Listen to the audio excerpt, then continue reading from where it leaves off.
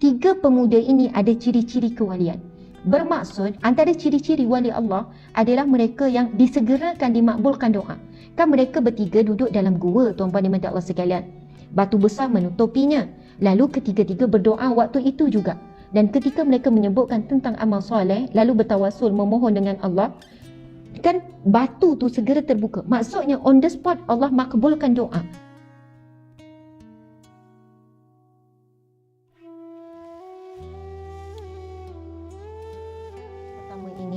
Diceritakan oleh Rasulullah sallallahu alaihi wasallam daripada Abdullah bin Umar radhiyallahu anhu berkata, saya telah mendengar Rasulullah sallallahu alaihi wasallam bersabda, terjadi pada suatu masa sebelum kamu. Maksudnya Nabi cerita ini kisah zaman dahulu kala. Maksudnya sebelum adanya sahabat-sahabat, cerita yang sebelum ini, kaum sebelum ini. Masya-Allah. Terjadi pada masa dahulu sebelum kamu, 3 orang berjalan-jalan hingga terpaksa bermalam di dalam gua. Tiba-tiba ketika mereka sedang berada di dalam gua itu, jatuh sebuah batu yang besar daripada atas bukit dan menutupi pintu gua, hingga mereka tidak dapat keluar. Maka berkatalah mereka, sungguh tiada sesuatu yang dapat menyelamatkan kita daripada bahaya ini, kecuali jika kita meminta, mengharap, berdoa dan bertawasul kepada Allah dengan amal-amal soleh yang pernah kita lakukan dahulu. Tuan-puan dan Allah sekalian, kisahnya 3 orang pemuda keluar sehingga perlu bermalam di satu tempat. Kalau kita sekarang bermalam, kalau berjalan mungkin di hotel, kan kita akan berhenti di R&R dan sebagainya. Namun orang terdahulu bila nak berhenti rehat, mereka mencari gua, tempat-tempat untuk berlindung ataupun untuk tidur. Jadi apabila mereka masuk ke dalam gua ini, takdir Allah telah jatuh satu batu besar yang menutupi pintu gua, dan mereka cuba menolaknya sedaya upaya, memang tak mampu, memang tidak bergerak langsung. Batu itu sangat besar dan berat. Maka salah seorang daripada mereka berkata, tidak ada apa boleh membantu dan menolong kita saat ini kecuali Allah. Jadi mengajaklah dirinya dan sahabat-sahabat supaya berdoa dan bertawasul dengan amal soleh.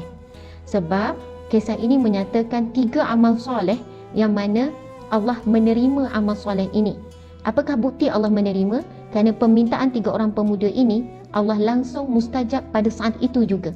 Seolahnya ketika dia bertawasul dengan amal soleh, ketika mereka bertawasul dengan amal soleh ini terus dimakbulkan Allah, seolahnya amal solehnya diterima oleh Allah.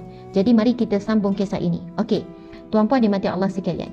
Maka berkata salah seorang daripada mereka, orang pertama berkata, orang pertama mula berdoa dan bertawasul kepada Allah Subhanahu Wa Taala, iaitu, ya Allah, dahulu saya mempunyai ayah dan ibu, dan saya tidak memberi minuman susu pada seorang pun sebelum keduanya, iaitu ayah dan ibunya, sama ada kepada keluarga ataupun hamba sahaya. Maka suatu hari aku mengembala ternak pada satu tempat yang agak jauh, hingga kembali kepada kedua bapaku sesudah malam dan ayah ibuku telah pun tidur. Maka saya terus memerah susu untuk keduanya, dan saya pun malu untuk membangunkan keduanya, sebab dah tidur mak ayah ni dan tidak memberikan minuman itu kepada sesiapa pun sebelum ayah bondaku itu. Maka saya tunggu keduanya hingga terbit fajar. Setelah bangun kedua mereka dan minum dari susu yang saya serahkan itu. Padahal semalam itu juga anak-anakku menangis minta susu dekat kakiku. Ya Allah, jika apa yang saya buat itu benar-benar kerana mengharapkan redha-Mu, maka lapangkanlah keadaan kami. Subhanallah. Maka apa yang terjadi, menyisih ataupun bergeraklah sedikit batu, tetapi belum lagi cukup untuk mereka keluar. Tuan-puan dimati Allah sekalian, saya ulang lagi kisah lelaki yang pertama ini. Lelaki yang pertama menadah tangan berdoa, ya Allah, sesungguhnya aku mempunyai 2 orang ibu ayah, maksudnya ada ibu dan ayah, dan aku tidak akan memberi minum susu sebelum ibu ayah minum dulu.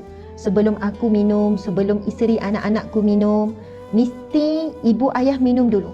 Namun takdir Allah, suatu ketika dia keluar mencari rezeki sehingga pulang lewat malam. Dan bila pulang lewat malam, ibu ayah ni telah pun tertidur, tuan-puan sekalian, telah pun tidur. Masya Allah. Jadi dia pun perah-perah susu, dan dia juga malu ataupun segan ataupun sebersalah untuk mengejutkan ibu ayah mereka. Dan ketika itu anak kecil mereka juga duduk di kaki mereka. Ibu ayah ni, lelaki ni minta susu, kelaparan minta susu. Dia tetap tak bagi sehingga anak kecil mereka tertidur. Dan bangun pagi besok, seawal pagi, ibu dan ayah lah yang pertama. Lalu si anak ni berkata, "Ya Allah, sekiranya amal perbuatanku itu aku lakukan ikhlas kerana mengharapkan redha-Mu ya Allah, maka ya Allah permudahkanlah urusan kami ini." Takdir Allah, batu itu pun terbuka. Tuan-puan dimati Allah sekalian. Baiklah, orang yang kedua pula berdoa, "Ya Allah, dahulunya saya pernah jatuh cinta kepada anak gadis bapa saudaraku." Anak gadis bapa saudara bermaksud sepupu. "Maka kerana terlalu cintakannya, saya selalu merayu dan ingin melakukan perbuatan yang terkutuk dengannya, iaitu berzina. Tetapi dia selalu menolak. Terjadi pada suatu ketika dia menderita kelaparan dan datang meminta bantuan kepadaku. Maka saya berikan kepadanya wang 120 dinar, tetapi dengan janji bahawa dia akan menyerahkan dirinya kepadaku pada malam harinya. Gadis itu melakukan suruhanku, kemudian ketika saya berkuasa ke atasnya." Maksudnya akhirnya perempuan ini sebenarnya enggan, sentiasa menolak. Tapi saat kelaparan, lelaki ini telah pun mengugut ataupun memberikan tawaran, "Boleh aku tolong, bagi duit sikit-sikit, tapi kamu perlu bersetuju untuk berzina denganku." Lalu wanita ini pun datang pada malam, dan saat ketika lelaki ini telah pun ada kemampuan untuk melakukan niat jahatnya tersebut, maka ketika itu riwayat lain menyebutkan apabila aku telah pun berada sekian-sekian, Masya Allah, tiba-tiba dia berkata, "Takutlah kepada Allah dan jangan kau pecahkan ataupun janganlah engkau menyentuh wanita itu dengan cara yang halal, iaitu nikah." Maka saya segera bangun daripadanya, sedangkan saya begitu menginginkannya, dan saya tinggalkan dinar emas yang telah saya berikan kepadanya itu. "Ya Allah, bila saya buat tersebut kerana mengharapkan redha-Mu, maka hindarkanlah kami daripada kemalangan ini." Puan-puan sekalian, kisah yang kedua ini sangat hebat. Seorang lelaki yang telah pun ada peluang untuk melakukan hubungan terlarang yang telah diimpikan sekian lama dengan wanita yang amat dicintainya. Saat itu tidak ada apa-apa yang boleh menghalangnya kecuali imannya, suara imannya bersuara bahawasanya takutlah kepada azab Allah, janganlah engkau menyentuh wanita ini sebelum nikah. Saat itu dia mampu menghentikan. Lalu dia berkata, "Ya Allah, aku meninggalkan perbuatan yang sangat aku impikan sekian lama demi mengharapkan redha-Mu. Ya Allah, sekiranya engkau terima, maka permudahkanlah kesukaran kami ini." Lalu batu itu pun terbuka sikit lagi, tapi belum cukup lagi. Lalu pemuda yang ketiga pula berdoa. Subhanallah. Pemuda yang ketiga berdoa, "Ya Allah, dahulunya aku seorang majikan dan mempunyai pekerja. Pada suatu hari ketika saya membayar upah mereka, tiba-tiba ada seorang daripada mereka pergi meninggalkan upahnya, pulang ke rumahnya tidak kembali. Dia ni majikan, ada ramai pekerja. Pada saat dia nak bagi-bagikan gaji, ada seorang pekerjanya menghilangkan diri, balik rumah tak datang-datang dah. Maka saya peniagakan upahnya itu. Lalu apa yang majikan ni buat? Dia kembangkan, dia niagakan upahnya itu hingga bertambah dan berbuah menjadi berganda-ganda banyaknya. Setelah sekian lama, datanglah pekerja itu. Dah lama pekerja tu pun datang, tuan-puan sekalian. Pekerja tu datang meminta upah dengan berkata, "Hai Abdullah, berikan kepadaku upahku dahulu itu."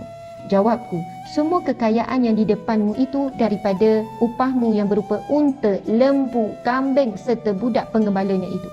Tuan-puan sekalian, upah yang sedikit majikan ni niagakan, kembangkan. Subhanallah, itu tidak pernah diminta oleh pekerja dia yang hilang tadi tu.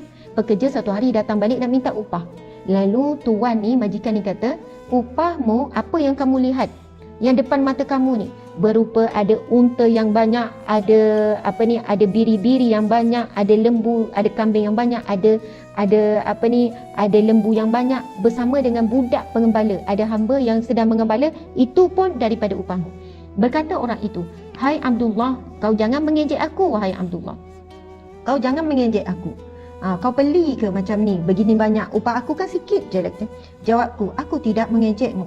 Maka, "Aku tidak mengejekmu." Majikan ni kata, "Tak, aku tak mengejekmu, ini benar-benar semua upahmu." Subhanallah. Maka dia ambilnya semua yang saya sebut itu dan tidak meninggalkan satu pun daripadanya. "Ya Allah, jika saya berbuat demikian kerana benar-benar mengharapkan redha-Mu, maka hindarkanlah kami daripada kesempitan ini." Tiba-tiba menyisirlah batu itu hingga mereka bertiga boleh keluar daripada gua tersebut. Ini merupakan kisah yang disampaikan oleh Rasulullah sallallahu alaihi wasallam berdasarkan hadis yang sahih riwayat Bukhari dan Muslim. Tuan-puan dan mata Allah sekalian, perhatikan pemuda yang ketiga. Bagaimana kalau kita duduk di tempat beliau? Bagaimana? Bayangkan pekerja tu datang minta upah sekian lama, lalu diberikan upah yang berganda-ganda, mungkin 100 kali ganda daripada upah, ataupun 200 ataupun 1000 kali ganda. Upahnya mungkin lebih kurang dalam RM500 mungkin, ataupun RM1000, tetapi dia bawa pulang beratus ribu ringgit, tuan-puan sekalian. Dan disebutkan oleh pemuda ini, lelaki ataupun pekerja dia minta upah tu ambil semua lembu, kambing, unta dengan semua tu tanpa meninggalkan sedikit pun. Kalau kita fikirlah kan, ya Allah, takkan sikit pun tak tinggal, ambil separuh ke separuh lagi tak apalah. Wahai Abdullah, kau dah susah payah dah ternak, kau dah susah payah dah uruskan, kau dah susah payah kembangkan, tak apalah, aku ambil lah separuh, aku ambil separuh. Tak ada, separuh ke suku ke sikit pun tak ada, dia ambil semua. Kalau kita mungkinlah kita kata, amboi tak mengenang budinya, dahlah aku kembangkan harta-harta kamu ni gini-gini, kau pun tak suruh. Patutnya kalau gaji kamu 1000 tu je aku bagi, yang ni sebenarnya aku boleh je untuk aku. Subhanallah, tapi tidak, dia bagi semua. Dia tidak ungkit, dia tak mengeluh, dan dia tidak ada pun menyatakan bahawasanya dia menyarankan, buatlah macam ni, aku kan dah susah payah. Tak. Sudah tentu ia memerlukan masa, tenaga, komitmen dia untuk mengembangkan harta tersebut. Dan dia beri semua. Dan saat orang tu tak meninggalkan apa pun, dia kata, ya Allah, aku lakukan itu mengharapkan redha-Mu. Maksudnya redha Allah jauh lebih besar daripada unta, kambing-kambing, lembu, budak tu. Jauh lebih besar. Jika bayaran dan gantinya adalah redha-Mu, ya Allah, aku mengharapkan itu sahaja. Sama juga pemuda yang kedua. Dan pemuda yang pertama, tuan-puan sekalian, sangat hebat. Ini contoh amal-amal soleh yang dilakukan benar-benar mengharapkan redha Allah, dan semua amal soleh ini diuji oleh Allah tentang kesukarannya. Bagaimana seorang anak tadi itu sangat menyantuni ibu ayah, sangat berbakti pada ibu ayah, dia mendahulukan ibu ayah melebihi dirinya, isterinya dan anak-anak, dan tidak diberi makan anak dan isteri dan juga dirinya sebelum ibu ayah makan. Subhanallah. Mungkin kita tak mampu untuk sampai tahap pemuda tersebut melakukan kebaktian kepada ibu ayah. Tetapi tuan-puan dan mati Allah sekalian, sekurang-kurangnya jangan kita menyisihkan ibu ayah kita. Masya Allah, itu 3 contoh, dan banyak lagi contoh-contoh amal soleh yang baik yang lain. Namun menurut beberapa ulama dalam menafsirkan sirah ini, mereka mengatakan 3 orang ini ada ciri-ciri kewalian. Subhanallah, 3 pemuda ini ada ciri-ciri kewalian. Bermaksud antara ciri-ciri wali Allah adalah mereka yang disegerakan dimakbulkan doa. Kan mereka bertiga duduk dalam gua, tuan-puan dan Allah sekalian. Batu besar menutupinya. Lalu ketiga-tiga berdoa waktu itu juga. Dan ketika mereka menyebutkan tentang amal soleh, lalu bertawasul memohon dengan Allah, kan batu tu segera terbuka. Maksudnya on the spot Allah makbulkan doa. Begitu juga dengan yang kedua, begitu juga yang ketiga. Tuan-puan dan Allah sekalian, untuk menjadi wali Allah ataupun orang yang dekat dengan Allah, orang yang makbul doanya, bukan semestinya kita bayangkan seseorang itu mesti dengan amal soleh yang begitu banyak, dia fokus, dia ahli ibadah, dia sekian-sekian. Tetapi boleh jadi waliullah ataupun orang yang akrab dengan Allah, orang yang doanya mudah ataupun segera dimakbulkan Allah. Allah makbulkan exactly seperti mana yang diharapkan, waktu yang sangat cepat dan tepat. Antaranya adalah mereka yang apabila melakukan amal soleh benar-benar ikhlas kerana Allah, benar-benar mengharapkan redha Allah, dan walaupun perbuatannya itu teruji selepas itu, tuan-puan dan Allah sekalian, mereka tetap teguh memelihara perbuatan tersebut.